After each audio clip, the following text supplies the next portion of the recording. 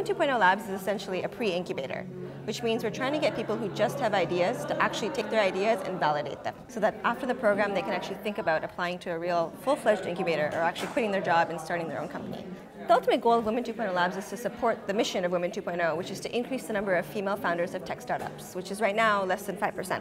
So by putting more women into the place of, I want to try my startup, it's increasing what we call the funnel of entrepreneurship. Women 2.0 Labs is a 5-week program where women, men, engineers, designers, and marketing professionals get together in teams of 4 to turn an idea into a startup. Now, for some, it's just a fun way to test the waters of entrepreneurship, and for others, it could be that catalyst that gets them to ditch their day job and actually launch a startup.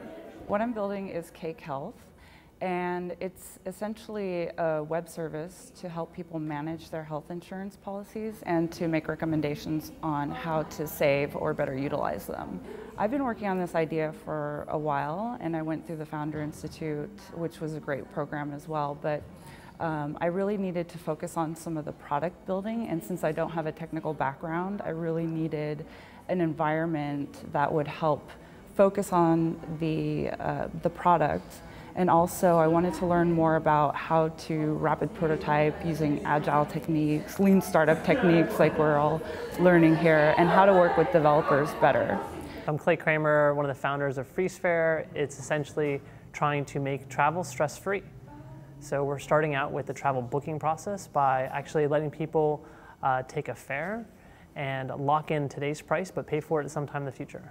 We've learned everything from essentially this whole customer development process, Steve Blank's process, a lot of the lean startup stuff from Eric Ries, and learned a lot about the difficulties of choosing what kind of language that we're working on, to understanding what do customers mean when they say, you know, that they want a good deal on a flight versus do they want a cheap flight, and understanding just the intricate little differences, as well as how to prepare a great product every single week and come to pitch session with something new.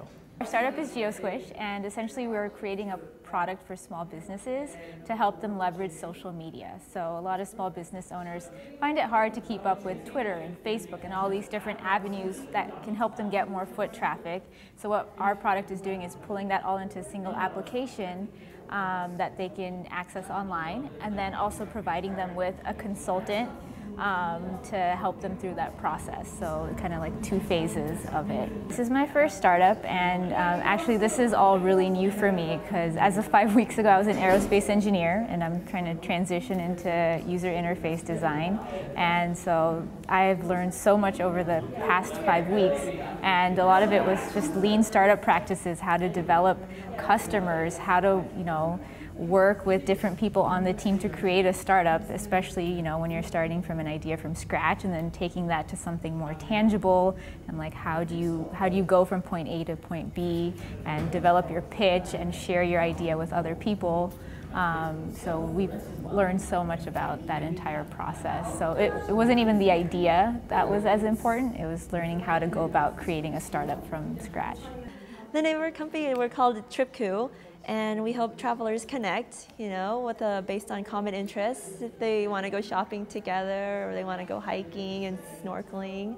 And we also built this platform to help travel agencies out there grab those extra travelers, you know, to help their sales, because right now it's a big trend for people to go online and find deals. What I've learned is actually to, you know, disagree sometimes and commit. Understand our customers a little bit better. Initially we thought we were going to do a travel buddy website where you know, find a match to travel with you, but we found out most people would rather travel with their friends, you know. And it's hard to find friends that have common traveling interests, so that's where we are now, to group people together. We're House of Miko, and we're a beauty recommendation engine, and basically the concept is really built around like types. So it provides personalized reviews based on the reviews and ratings of other like types women. Specifically, we're looking at women who have challenges in the marketplace. So perhaps they have dark skin or they have kinky hair and have a really hard time finding the right products for them. We really think that we are a good solution for someone with those particular issues. This idea really came from working at a large CPG manufacturing company last year as my summer internship. and really understanding that we were trying to go after an ethnic market, and yet we were doing all of our testing, et cetera, still with our majority consumer, which is a Caucasian woman, and really found out that when we were doing in-home interviews with thousands of women, that it was really emotional. Like, it wasn't just that they couldn't find beauty products, but they actually felt less beautiful because the market wasn't really speaking to them. The teams have done hundreds of interviews and hundreds of surveys to test first. Does the consumer really want a beauty review site? Does the consumer really want a healthcare app? They don't know. They just think they want it. So the best part, I think, was for them to actually go out and test that. And every week they shared the results. And as they shared the results, they in parallel started building a prototype based on the feedback. What's really important is what happens after the program. Did the team stick together? Has the idea changed? Has the idea pivoted in any way? Most likely, yes. 5 weeks is quite the crash course. Do you think that's enough time for the teams to gel together and to create a prototype for a startup? How many of these startups do you think are actually going to become reality? We're hoping all of them, but of course not all of them. 5 weeks is a crash course, and that's why we call it a pre-incubator. It's not a full-fledged incubator. We're not taking equity. They're coming to get a taste, to get the beginning of it. Most importantly, build relationships. And in 5 weeks, when you see someone every single day after work, you get to know them pretty well. Because a lot of the people that came to the group, they have a job and they just have no one to ideate with. They have no one to actually build something with. And it's that beginning part where I'm alone, I have an idea, what do I do? Yeah. So like you said, some are going to succeed, some might fail in their startups, some may never quit their day jobs. If there's one thing that you want them to walk away with, what is that in one sentence? I want them to come away with having learned that they can do anything.